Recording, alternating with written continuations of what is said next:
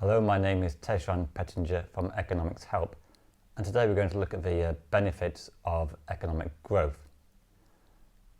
So the main benefit of economic growth is that it helps to increase living standards and enable people to get out of poverty.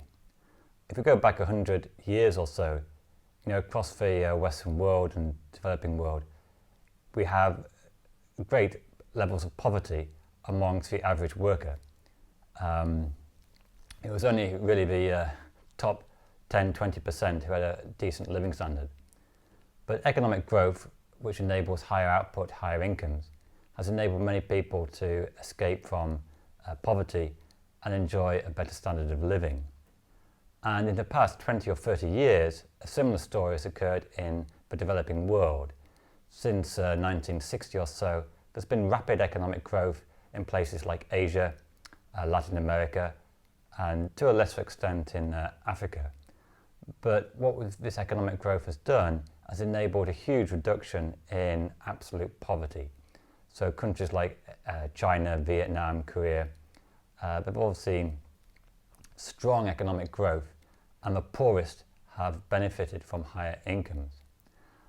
So although economic growth does get, quite rightly, concerns about the environmental impact, it's worth bearing in mind that especially when you're at a low income, when you have a lot of poverty in your country, economic growth is a good way to overcome this poverty. Secondly, economic growth, in the short term at least, is good for creating employment. When there's negative economic growth in a recession, unemployment tends to rise quite rapidly. People are without work and all the stress and economic uncertainty that involves. But when you have economic growth and economic recovery, firms will then need to employ workers again, unemployment falls, and the problem is reduced. Another benefit of economic growth is that it enables the government to reduce their debt to GDP ratio. With higher growth, government get more income tax, more VAT, more corporation tax. And so, even without raising tax rates, they get more tax revenue, and this enables them to pay off their debt. And if you look at the post-war economic period, US, UK, Europe all exited the Second World War with very high levels of public sector debt. But a couple of decades of economic growth, and these debt levels as a percentage of GDP fell quite significantly. Another benefit of economic growth is that it enables higher levels of investment. When firms gain more profit, they can invest in new technology. And this new technology can have wide-ranging benefits for welfare. So, for example, it may involve improved technologies for medicine, and life expectancy has rose very significantly in the past 200 years or so. And at least part of that is due to economic growth and the ability to spend more on sanitation, clean water, and better healthcare systems. So this is another benefit of growth. Another feature of economic growth is that it enables more to be spent on public services, goods and services that are in the public interest. So, for example, healthcare, education, looking after the environment. At low levels of GDP and low levels of growth, this is often not possible. But if there's an increase in national income, then there is the possibility of spending more on healthcare and education. So you get a better educated workforce, higher labour productivity, and also a healthier workforce, at least in theory. A big concern about economic growth is the extent to which it damages the environment, because very clearly higher growth, higher consumption causes more pollution, more use of non-renewable resources, and environmental degradation and global warming is very clear to see. So this is a big concern of economic growth. However, if you take an optimistic view, you could argue that some forms of economic growth can be consistent with looking after the environment.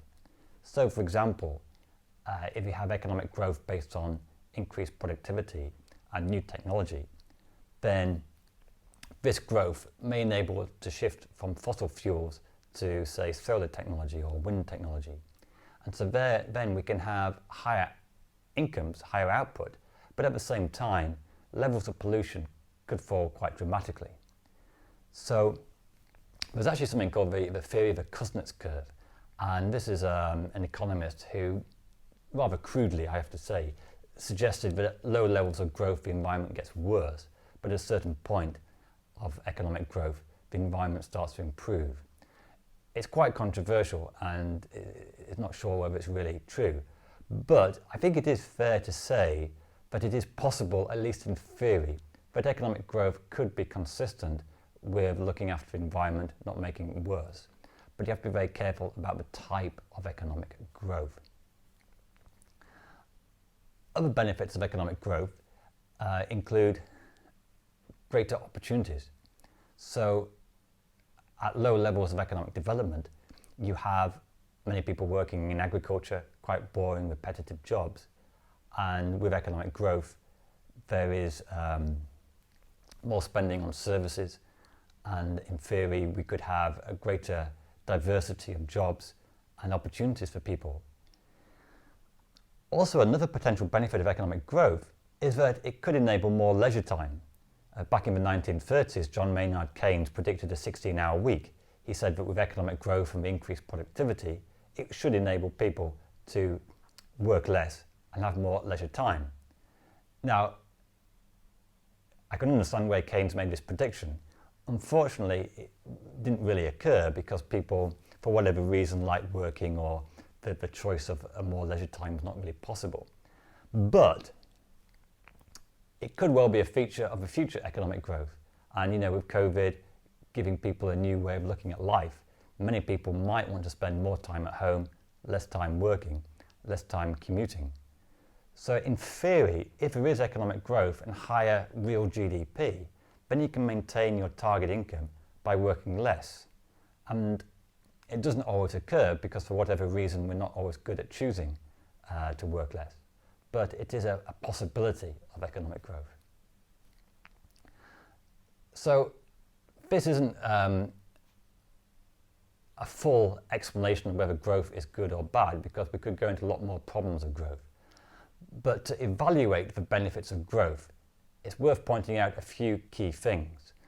First of all, it depends on the level of economic development. Because when a country is very poor, economic growth has a very high marginal benefit because it enables many people to get out of poverty. So that extra income has a very high marginal utility. It can make the difference between having somewhere to live, having enough food and clothes.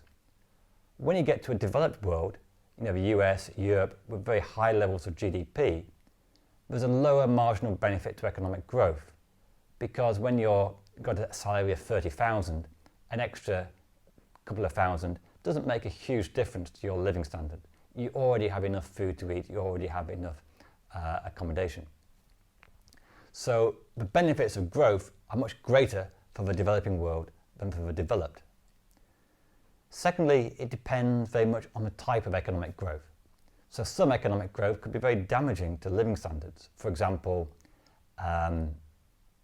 it could lead to more pollution, more congestion, and more stress because people are working harder. But the right type of growth which focuses on growth which is harmonious with the environment and harmonious with better living standards would give a very different outcome. So it's worth bearing in mind the different types of economic growth.